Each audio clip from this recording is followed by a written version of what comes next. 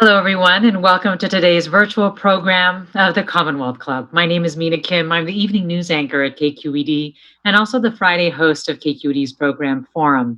And I am so pleased to be moderating today's program called Divergent Minds Thriving in Adulthood, which is hosted by the Grown Ups Forum of the Commonwealth Club. And I am really excited to be able to talk with Janara Narenberg. I've been wanting to talk with her for so long about this book, Divergent Mind Thriving in a World That Wasn't Designed for You, which really you can feel her passion. It's palpable in the book in terms of her desire to really add to what she really sees as the relatively limited research that's been done on neurodivergence in women. Janara, she's a reporter for UC Berkeley Greater Good Science Center and for the Garrison Institute. She's founder of the Neurodiversity Project and now author.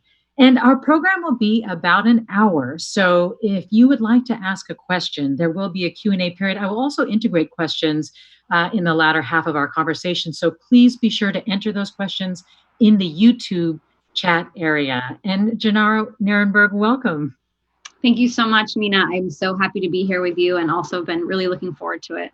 Yes, I know we were talking a little bit ago about how, book releases are so carefully timed and yours just happened to come out in the midst of a pandemic, in the midst of really this country grappling with its history of racism and racial inequality. And I was just wondering, when you were talking about the right time to release this book, I mean, did it ever in your mind, did you ever think that this could be what you had to face? Yeah, I mean, it's such a good question and obviously so memorable. And I think, in the neurodiversity community, we talk a lot about what it's like as a neurodivergent person on a daily basis, anyways, to kind of live differently, function differently, largely preferring solitude and stillness and reflection and things like that. So, in terms of daily life impact, it's been okay to manage. And with the recent sort of uprising and protests, it's a particular passion of mine, lifelong work and investment in that kind of solidarity. So that has been bringing out a different side, I would say, of me in terms of jumping in and looking at advocacy from my own family as well.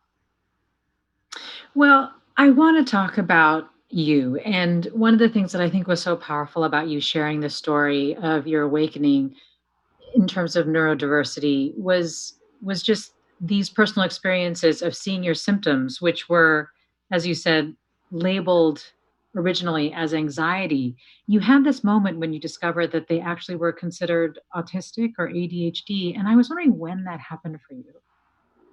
Yeah, this happened. It was about 4 years ago. I'm 36 now, so I was 32. I was a young parent. I had been a reporter abroad for many years, which suited my temperament well. We had recently been back in the U.S. and I found it just really difficult actually to integrate back. That was sort of like a first hardship, first challenge, and then seeing the amount of what I refer to as like task switching, the amount of having to go from hyper focusing on a research article or an essay or an interview to the dishes and the laundry, on top of just the amount of sensory input here. I found like the traffic lights and things like that. Um, and I honestly, I was on like Facebook, and these articles started popping up in my feed about women being missed in certain research. And I have a background in public health. I went to Harvard for grad school, so a few things just kind of started coming together for me in terms of what I was going through as an individual, and then integrating some of my scientific and professional interests as a journalist.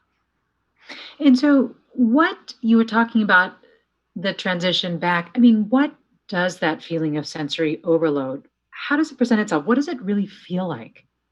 Yeah, it's a good question. So I mean, I would say everyone's different, right? For me, and I've had a lot of this since I was a kid, but I didn't quite know what to do with it. And I think this is a common story. First, I'll say I've always been prone to migraines actually and headaches. And I could never pinpoint where they were coming from. I've always been sensitive to light and sound. Things like seeing violence on TV and things like that, and that was relatively common in my family actually, and we would talk about that kind of sensitivity, but which is common for other people. As I got older and the amount of sort of tasks that were required of me as an adult just to function as a partner, as a parent, as someone who was working, it just kind of grows and grows and gets overwhelming, right? So you're asking like, what does it feel like? So for me,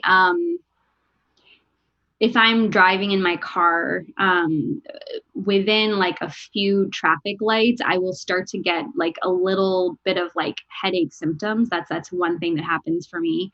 I often need to take breaks in conversations. I can't talk about anything too intense for too long.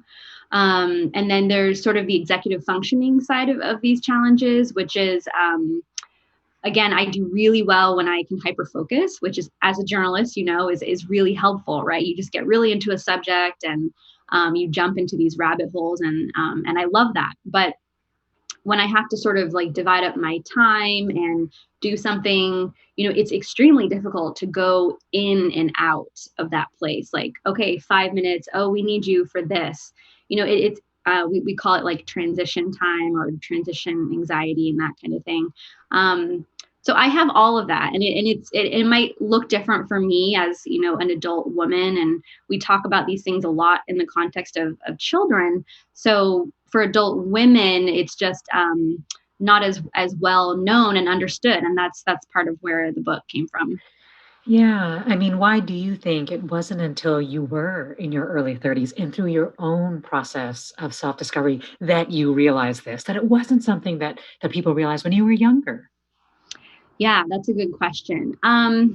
Well, so um, in the book, I get into the background, sort of like the history of mental health research and how women have been pathologized throughout history. So years ago, women were often labeled with hysteria, and I think anxiety is actually the modern equivalent of hysteria. I mean, everyone gets slapped with that label, right? And everyone gets prescribed, anti-anxiety meds or antidepressants. I mean, I think it's like 1 in 4 in the US. And I'm not sure what the breakdown is within that number in terms of men and women.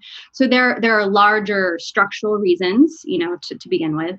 And then for me in my own life as an individual, I think, like I said, sensitivity in general kind of runs in my family. So I don't know if like it wasn't really pathologized. I grew up in a really loving, open-minded family in San Francisco, and I guess who I was really embraced. And so, and because I did have this knack for like hyper focusing, and I was very curious, and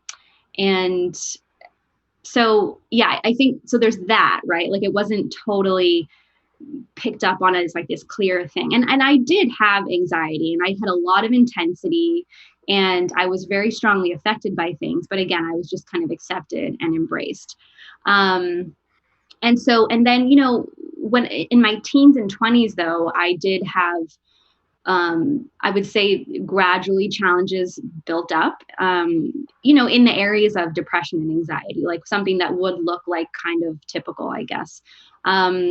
And then in college, when I started seeing a therapist more regularly to try to figure out why I was having certain reactions to things, again, all I heard was anxiety. And I think they're just doctors and therapists are not informed on a lot of this latest research. So these deeper layers of sensory challenges are not probed. I always refer to it as like an onion.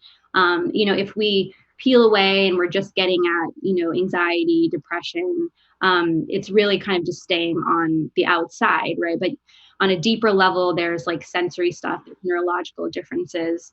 And also with this book, I really wanted to move away from the pathology paradigm and even like Freudian era thinking. And even, I mean, trauma research is really big right now, but it's not the whole picture. I mean, humans come into this world with differently wired nervous systems. So it's important to just kind of acknowledge that difference. The other thing that I was really struck by was your description of masking, that you also tried really hard to blend in. What did that do? Like, how did that affect you? Yeah, I think first of all, like I think many women who start to figure this stuff out later, it's kind of a hindsight thing. Like I think we don't consciously realize we're doing it, right? I think everyone in society to some extent has to put on certain hats, right, to function in different environments. But for some of us, that act takes on a much bigger role. I mean, not the act, but the this need to sort of perform to an extent in society that everyone does. But for some of us, it's more intense, right? So I think growing up, I always thought there was like a normal. Like that's how I thought. I just always thought that there was some kind of normal. I always felt outside of it. Again, I was often embraced for being kind of different. And so it was fun. I mean, I was really into theater um, and so, but as I got older, especially I think like when you become a parent, when I became a parent, I felt like there's just like this role that you take on. And when you're around other parents and you feel like you need to be like kind of proper and conservative and just kind of like this way of like operating. Um, and so over time, what happened for me was just realizing the disconnect that I felt. I was like, I just do not relate to these people. And, just, and so, I think that's where that kind of loneliness can often come in. There's like a loneliness when you realize you're not really honoring yourself or your natural inclinations and the things that you might like to talk about.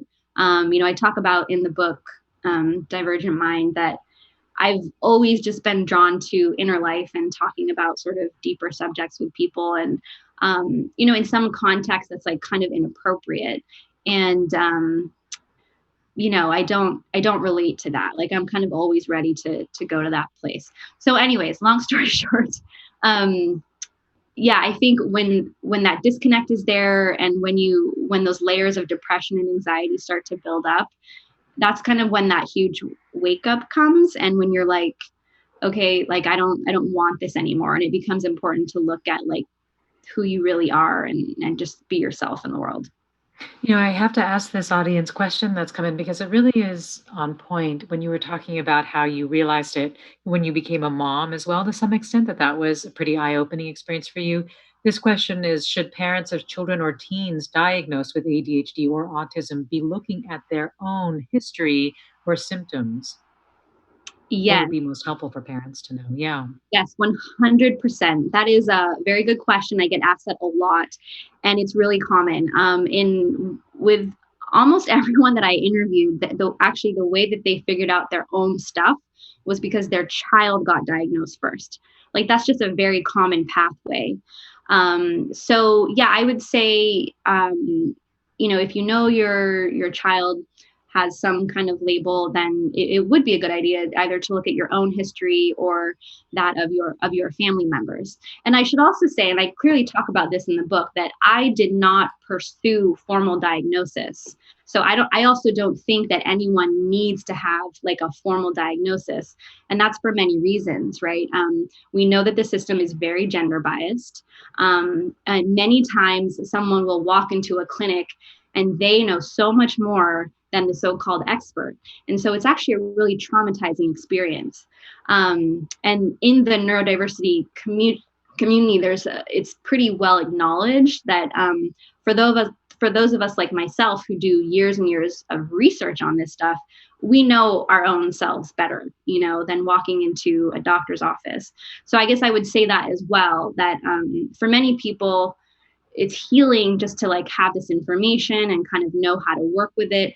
And everyone can be, free to make their own decision. If they need that label, it can be really helpful and important in terms of requesting accommodations at school or at work. In my situation, I work from home and my family is very understanding about my sensory needs. So, that was enough for me. Do you think there's a cost associated with learning this later, much later in life? Say once you become a parent. Is there a cost? I think that there are kind of pros and cons in a way. I think that for many people, it's in some ways it's freeing to not have a label growing up, right? Because you kind of move around in the world and learn things on your own and figure out how things work. That being said, for many people, if this realization comes later in life, it usually comes from some kind of crisis. So then I guess in hindsight, it's like, oh, could that crisis have been prevented, if they had this information sooner? So again, yeah, I think there's pros and cons either way. I'd like to take a moment to just talk a little bit about sensitivity because I think it's something that we're frequently described as being, particularly women, I think, right? It's a label, it's a framing that has been put on us that one of the things that I really learned a lot about in your book was just how important it is to reframe our understanding of what sensitivity really is. Could you describe your relationship to sensitivity? Yeah, totally. Yeah, so I was always a very sensitive kid, and I was always described as sensitive. Like that was the first thing that people would say about me, like kind of at the tip of people's tongues, Janara, like, oh yeah, she's so sensitive, and that like in every way, right? I was strongly affected by things. I was also a very deep feeler, right? So again, I was in theater. I became a writer. My favorite thing is interviewing folks and hearing their stories. So sensitivity is, a really wonderful trait in that way. Um, and I think in my life, sensitivity.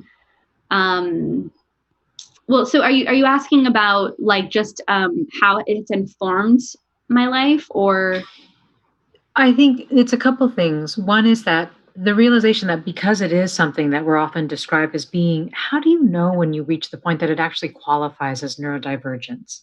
Right. Yeah, that's a good question. So, yeah, in the book, I talk about like 5 neurodivergences that have sensitivity in common. So, the first one is the trait of high sensitivity, which is the highly sensitive person, which is HSP for short. This is a term that Elaine Aron has coined back in the 90s. And it's just kind of a general umbrella trait describing like a personality trait of high sensitivity to sound, light, noise, feelings, not liking to rush around, things like that. And then I talk about autism and ADHD, and I talk about synesthesia, which is the crossing of the senses, and I focus on mirror touch synesthesia, which has been well documented and is actually when a person perceives somebody else's experiences or sensations as their own. Um, and then I talk about SPD, which is sensory processing disorder, which is not like officially in the DSM, but has been well researched, particularly by the STAR Institute in Colorado. And that is a little bit more about the physical manifestation of sensitivity, like sensitivity to certain materials and smells and textures, or it's also like very much about the body and having issues with organization and balance and things like that. So anyways, in the book, I look at these 5 traits because sensitivity features so prominently in all of these descriptions. And yeah, I think sensitivity is just this amazing thing, right, in our lives. And we neglect it. We think we have to get really tough and aggressive, and we just live in such a fast, hostile sort of daily environment, and I'm just like, why can't we flip that around? Like, isn't it the more sensitive of us who should be like leading this world, right? So, that's kind of the direction that the book goes in. But I wanted to lay the scientific foundation for this. So yeah, that's how I explored sensitivity. And I really think that your objective of being able to recognize actually the power, the benefit of having neurodivergent traits really comes through, and how silly and damaging it can be to judge it, which is why you must have spent a lot of time thinking about the, the appropriateness of the term neurodivergent or divergent mind, just because of your sensitivity to language. Why did that word end up feeling right to you? Neurodivergent, why did it feel, you mean as opposed to using the language of like disorder? Is that what Yeah, exactly. Like, why did that word seem to encompass what feels like your broader objective of it not being something that is judged as abnormal, as less than, or different in a more negative way? And thank you for asking, by the way, to oh, clarify. I appreciate that.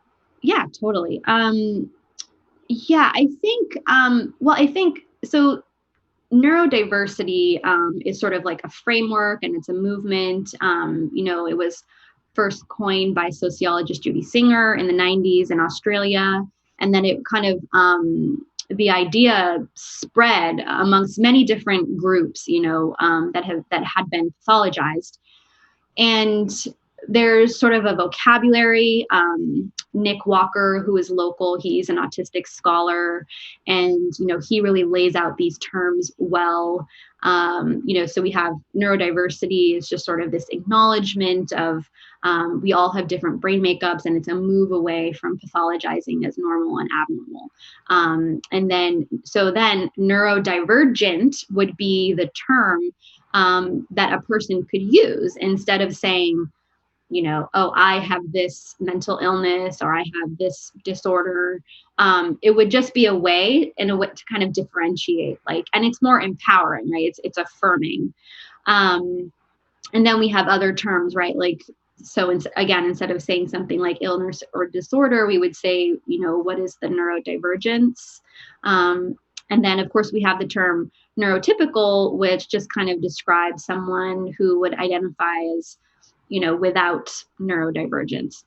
So I found this language and this framing incredibly powerful. And I found that it really aligned with my own philosophy and thinking. In fact, I had been on my own thinking about a framework like this, and I was using the words, I was using this phrase, like temperament rights, like, someone's access or sort of like what they could request in the name of their own temperament differences. And then I started, Googling around to see if anyone else was kind of talking about this. And that's when I stumbled on the term neurodiversity, and I found Steve Silberman's work, and I found Nick Walker's work. And that's kind of how it all happened. But again, I think it also goes back to just how I grew up, like growing up in a really like accepting family and an accepting sort of school environment. I went to SOTA, which is School of the Arts in San Francisco. So I have a lot of pride about growing up in the city with so many different kinds of kids. And so I just found that neurodiversity matched my own sort of values. And the last thing I'll say on this is actually that, in a lot of other cultures, having any kind of mental difference is often seen as a gift, actually.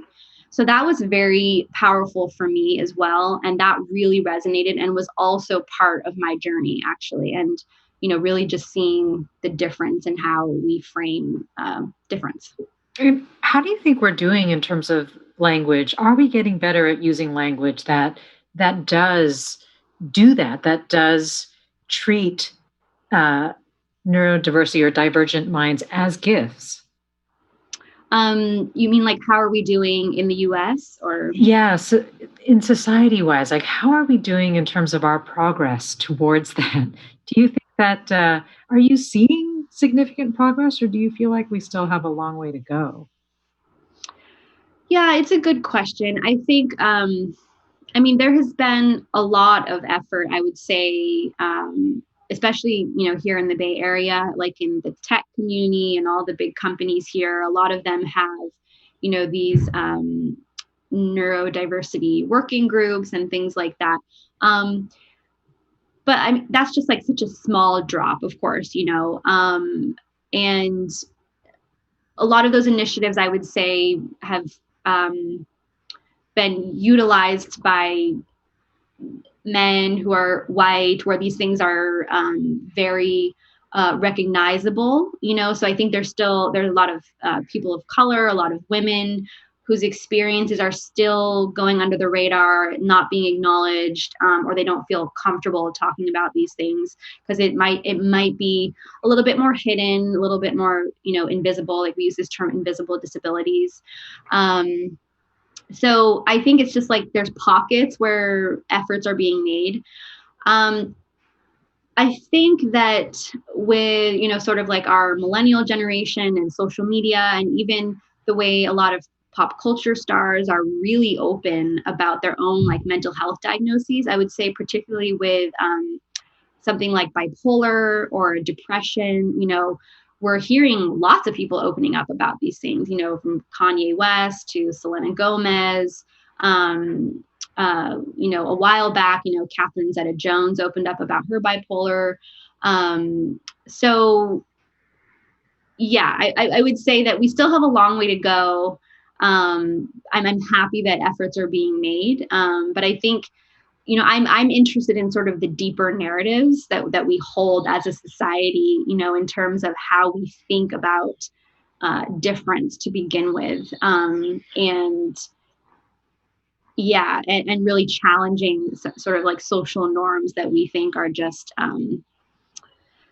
normal, right? Yes, that thread is really clear throughout your work, and I definitely want to talk a little bit later about one of your new projects, the Interracial Project, which again, this thread I think runs through very deeply. I did want to get back to an audience question, which was wondering if you had thoughts about how to handle when you are feeling out of sync with your environment.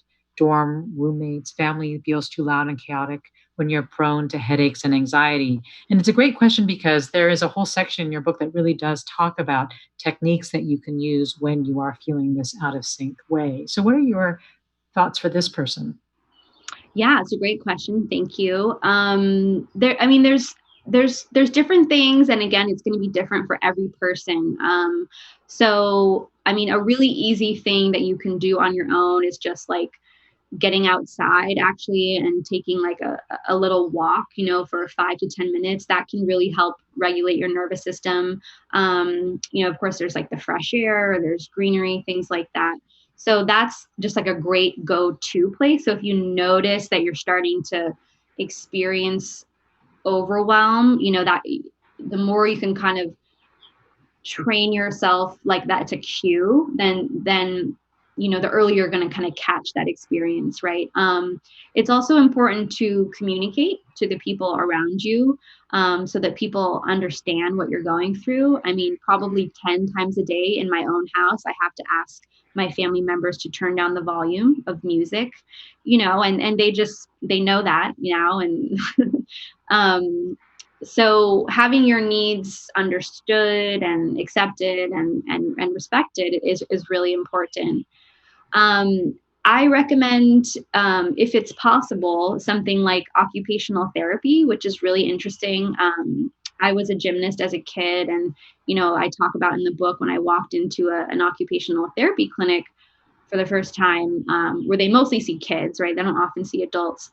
Um, and I was just like, oh, this makes sense for me, because you walk in and there's these gym mats all over and these like interesting swings and fabrics hanging from everywhere. Um, but something like that, even just like 2 sessions, is really helpful because they your clinician will help you understand what your body is seeking and craving, in those moments of overwhelm, and how to kind of get back to center.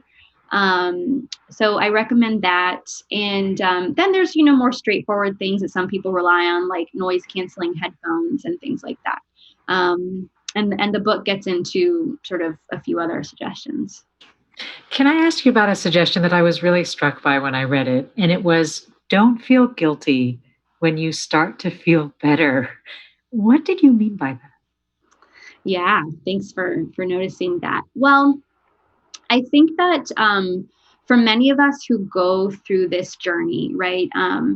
In the beginning, there is often this just like huge awakening, right?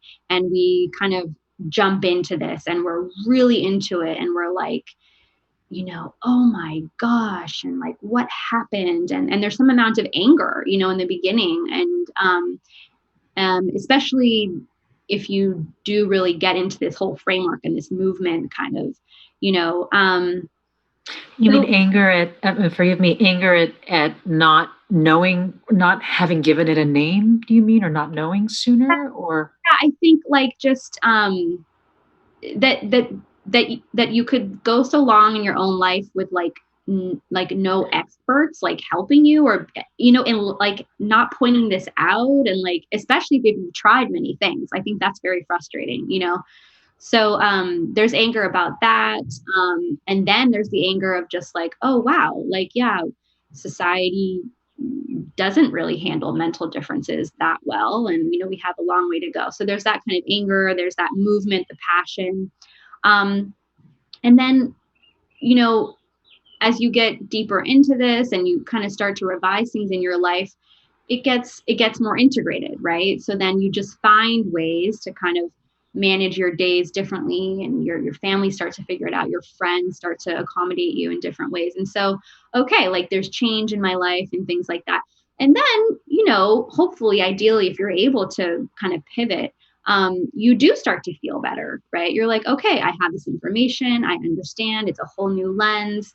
Oh, I'm doing well and I'm happy, right? And so what I meant when I said that was that really, like, um, it's okay if there's less of that like fight, because in the beginning it feels like a fight because you feel like, oh my gosh, like what I was just detailing, like just that there's this kind of like fight against the system, and why did this happen, and how come I didn't know this sooner, and that kind of thing.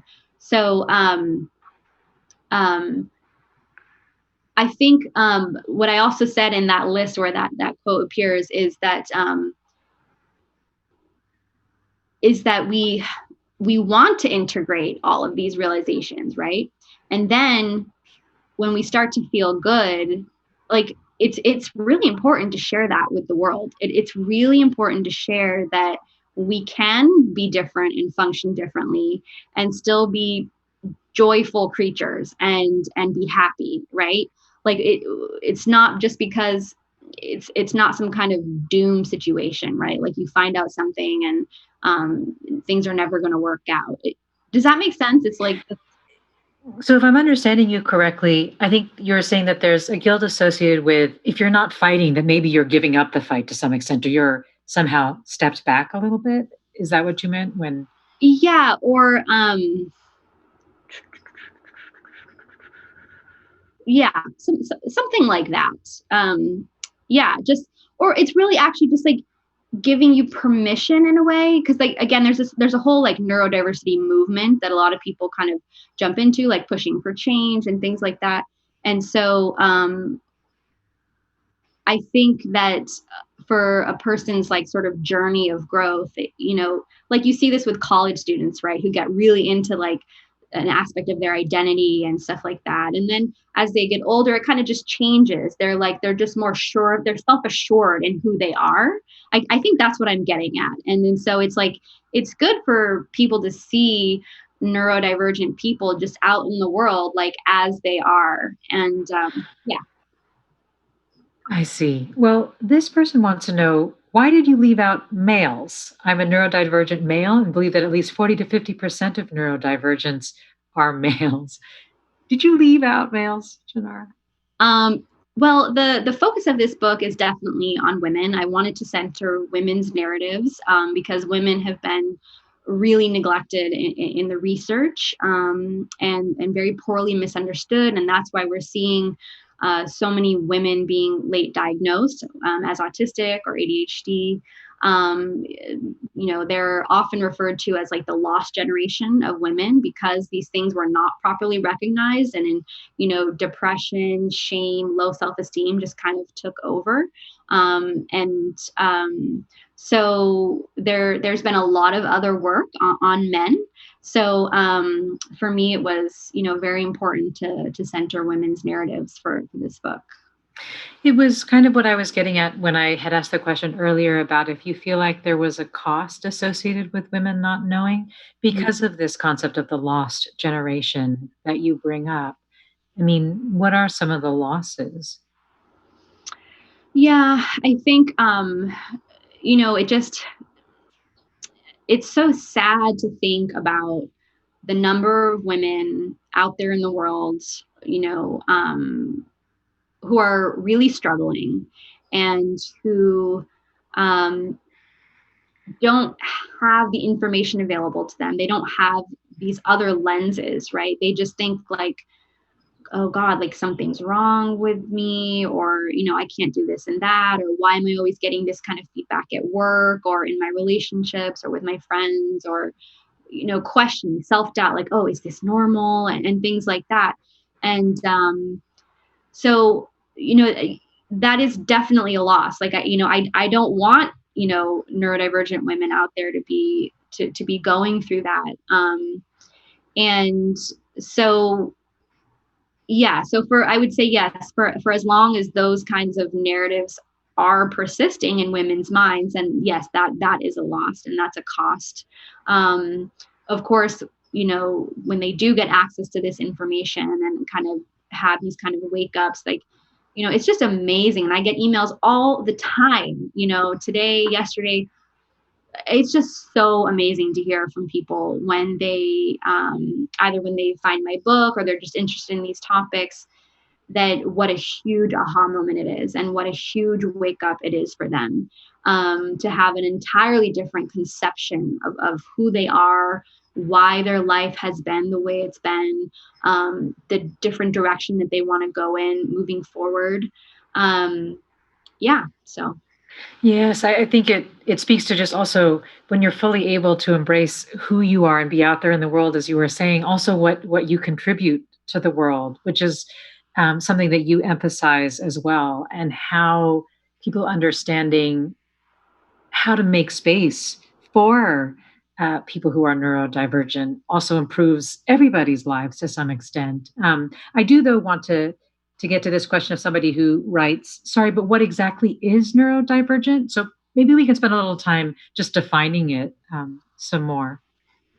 Yeah. So again, with this kind of like new vocabulary, new terminology, neurodiversity is this term that just refers to acknowledging that all humans have different brain makeups, mental makeups. It's often compared to something like biodiversity, right? That this is very important for us as a human species. So neurodivergent really is just a term that we would use for anyone who kind of diverges from what we think of as the norm in our society, or what is kind of standard expected of an adult, in terms of what they can do, what they can manage, what their abilities are. So it's an all-encompassing term. It does not just mean autism. It's very commonly used in the autistic community, but it really applies to, like I said, bipolar, OCD, uh, um, autism, ADHD, dyslexia. Dyslexia is another community where neurodiversity is talked about a lot. So yeah, that's what neurodivergent means. And I really, going back to the question from the person who asked about males and leaving out males, one of the things that it makes me think of is also the benefits broadly, as you say, of exploring what it means in terms of how this presents in women and what can be done when we understand um, such a large proportion of our population is probably to some degree neurodivergent. Could you talk a little bit about contributions that you've seen as we've understood this and made space for it in terms of either design or even informing our health system, things like that? Sure.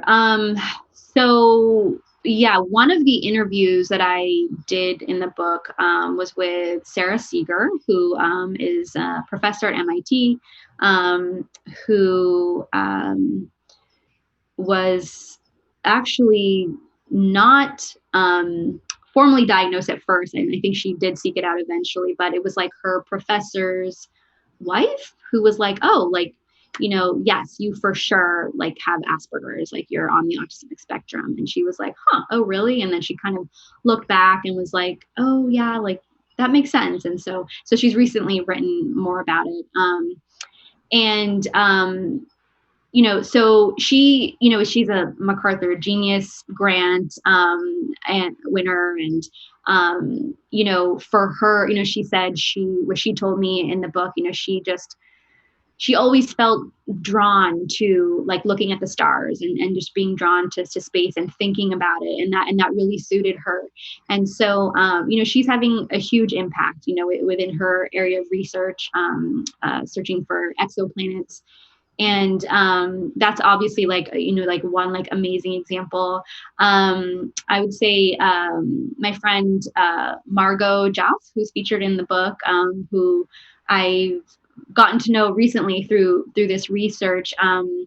She she was identified with ADHD at 29, and she started Yahoo's first employee resources group for neurodiversity.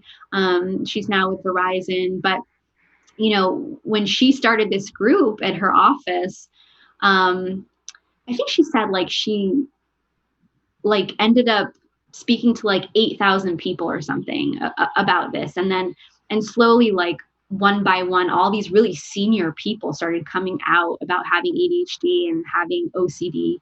And so, it's just so amazing to see like one person take that first step, right? And opening up about who they are in their inner life. And it's so freeing to let other people do the same, right? Then we all just feel more real and more relaxed with one another. So obviously, like she's had a huge impact. And then in terms of looking at like history, again, this is better documented when it comes to men.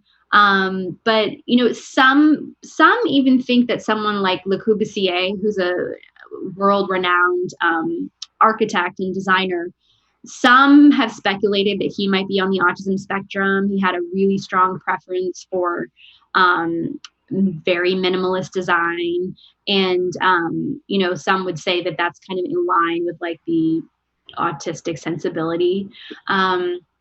And there are several other figures, of course. Temple Grandin is a very well-known person. Steve Silverman, who wrote Neurotribes, detailed a couple of other historical figures. Even someone like Albert Einstein is thought to have had ADHD. So, we know that people who think differently can do really well when they are just like kind of given the freedom to do so, right? It becomes really tricky when these different thinkers are sort of expected to adhere to some kind of social norm with their working space and things like that.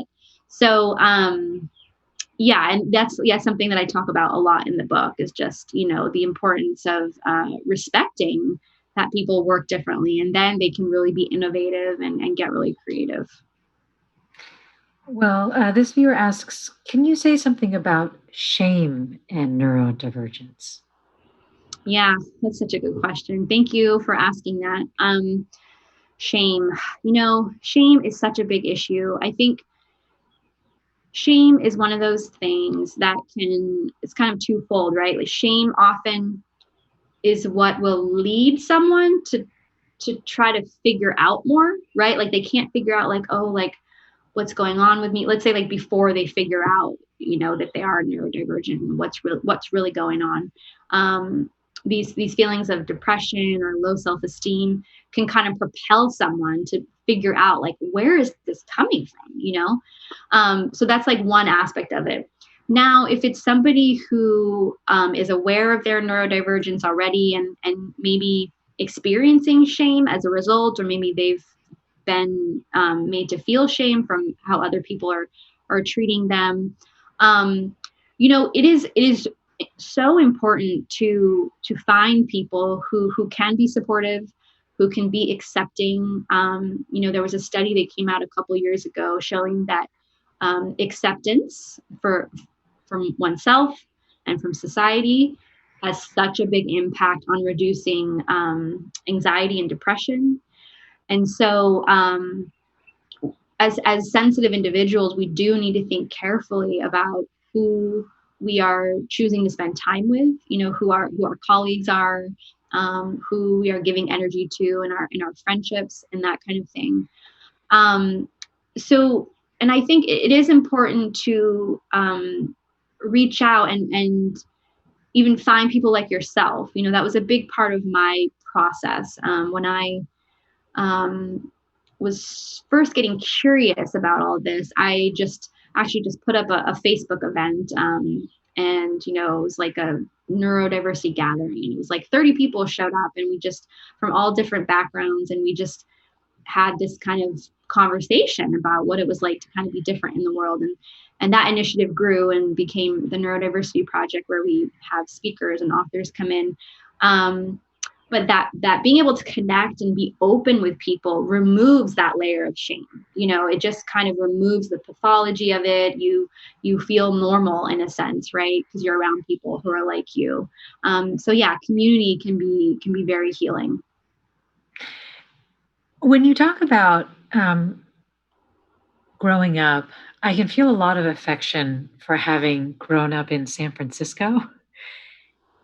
I wonder what role you feel like growing up in San Francisco has played in your ability to be on your journey, to Yes. embrace where you're at.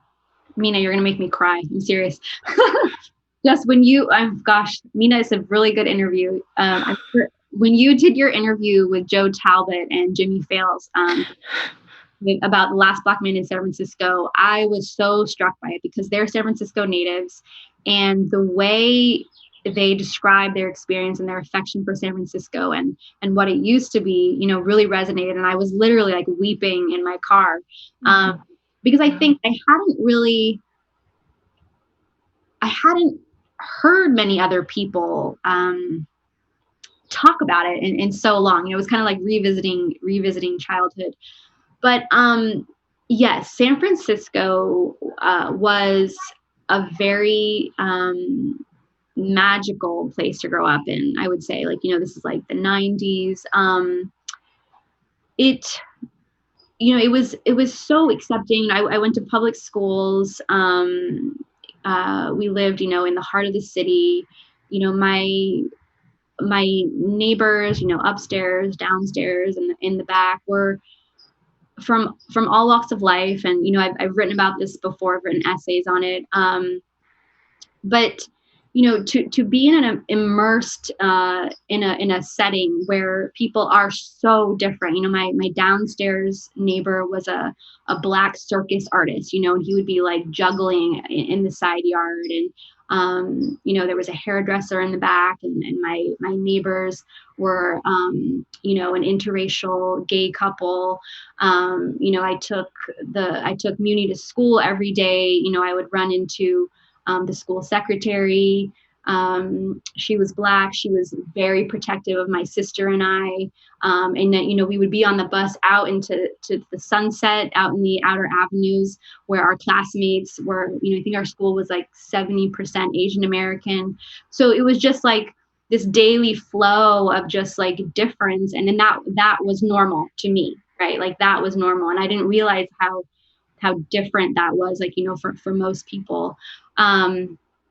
But yeah, I think that was just extremely formative, and made me feel just free, made me feel really free, and so I think, yeah, as I got older and seeing that, most of the world was not like that, and that there were certain ways that I was somehow supposed to try to be or something like that, that became very painful.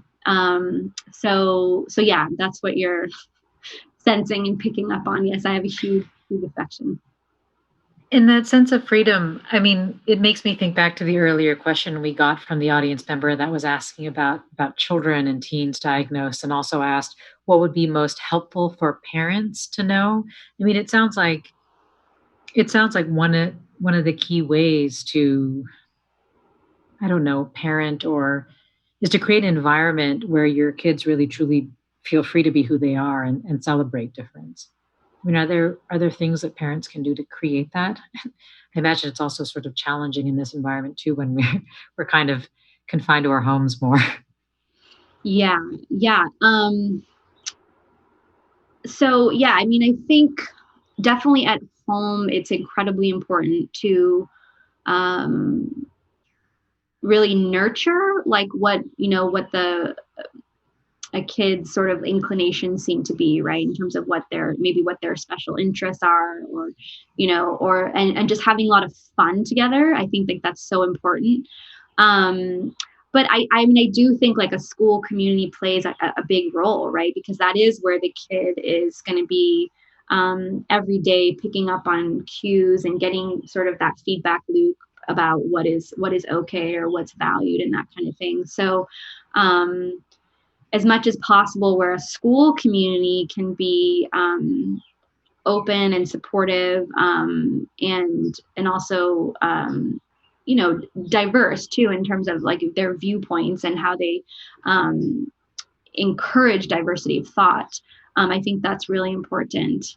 Um, yeah, and my book and my research really focuses on adults, which is interesting because we do have a lot of literature on kids, and what I'm hearing from my readers is that it is so helpful because it's giving parents a sort of like a look into the future, like a glimpse, about how they can better guide their kids, and especially if they're teenagers, sort of that transition to adulthood.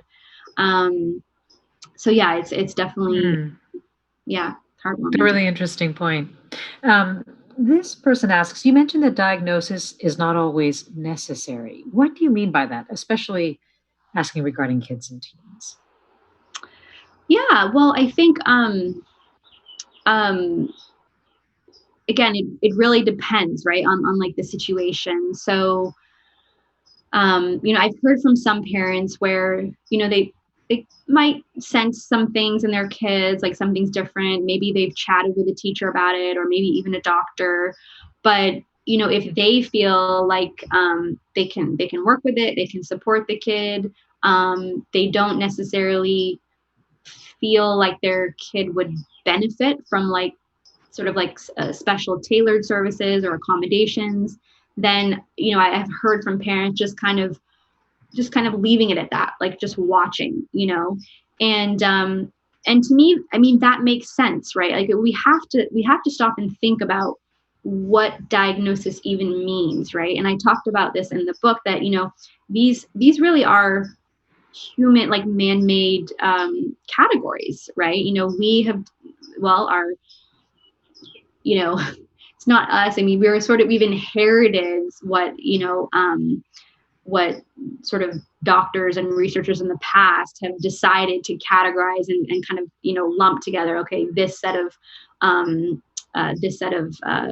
symptoms need to be in this column, and this one needs to be in that one.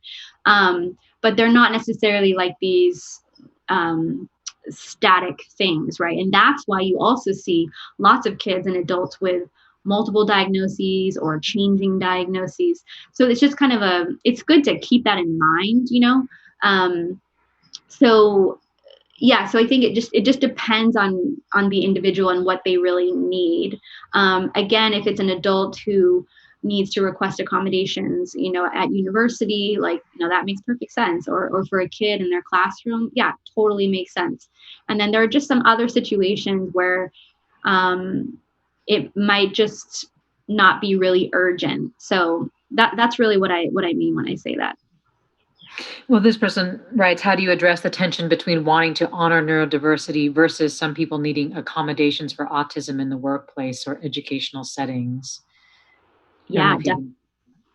Yeah, and I talk about that a lot in the book as well. And my approach is to really honor all perspectives. Like, I don't think there's like one right way to do it. I think it totally depends on the individual. And I think that they're, part of the neurodiversity movement, or even something like the Mad Pride movement, is like affirming, like, yes, I have this, and I feel a lot of pride about it. So I don't really think that there needs to be that tension. I think that people use different terms. People, some people refer to whatever they have as a difference or a disability or a disorder, and I don't necessarily think there's like one right way. I think it's just whatever is right for that person, or for that family and for that particular context. So I think it's important for each person to be on their own journey, though, and sort of have some agency in it, and to check in with themselves about what feels right. So yeah. Well, we just have a few minutes left, and I do want you to tell us about the interracial project, this next project that you're working on. Yeah, thank you. I'm so excited about it.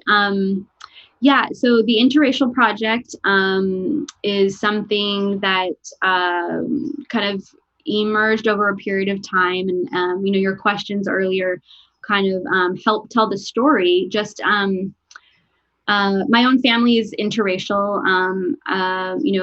In my own case, my husband is from Nepal, and we're raising our biracial child, and we've spent a lot of time in both countries. My stepmom is Iranian. My brother's wife is from Japan. We have members in our family from Mexico.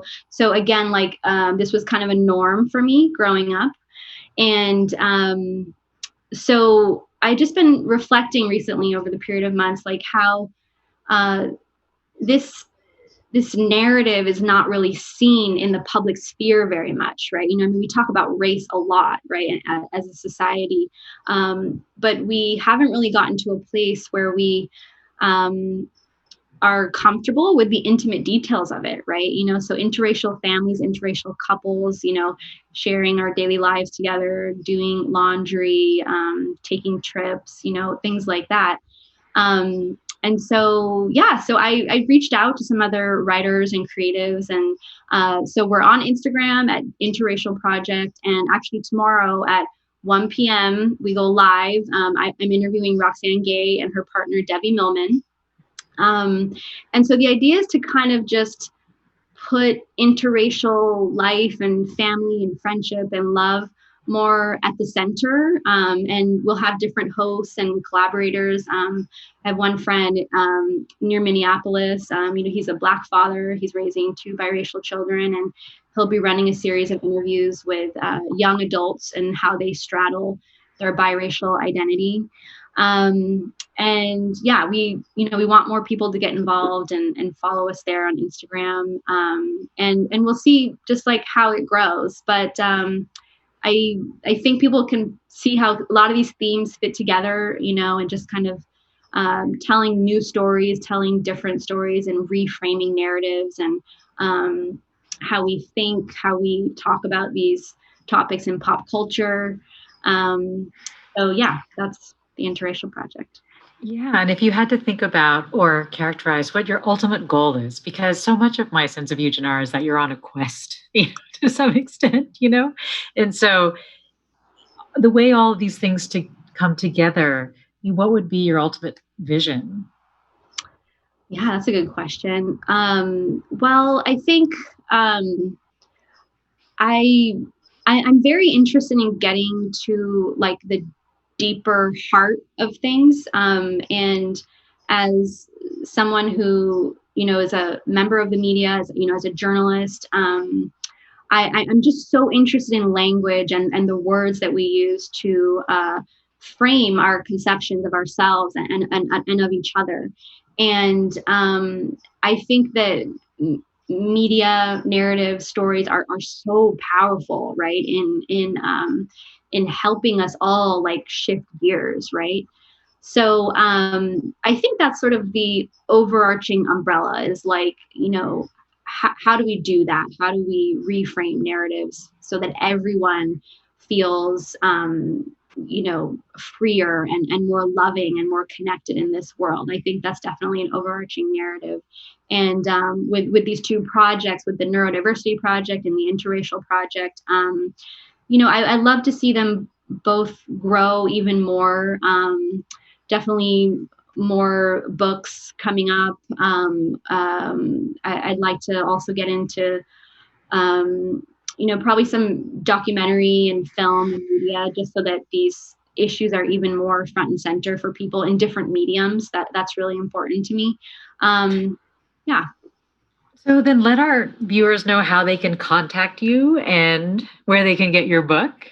Yes. Okay. So yeah, you can find me on, Facebook, Instagram, Neurodiversity Project, Interracial Project. My website is divergentlit.com. Feel free to reach out to me. And you can find the book everywhere. If you go to bookshop.org, they're great because they support independent booksellers. Here in the Bay Area, it's sold at Copperfields, Books Inc., Book Passage, and a bunch of other places. So thank you all so much. Yeah, congratulations, Janara, on the book. And yes, thanks everyone for joining us. Thank you, Janara, for speaking with us. And that concludes our virtual program at the Commonwealth Club. Thank you for watching. I'm Mina Kim.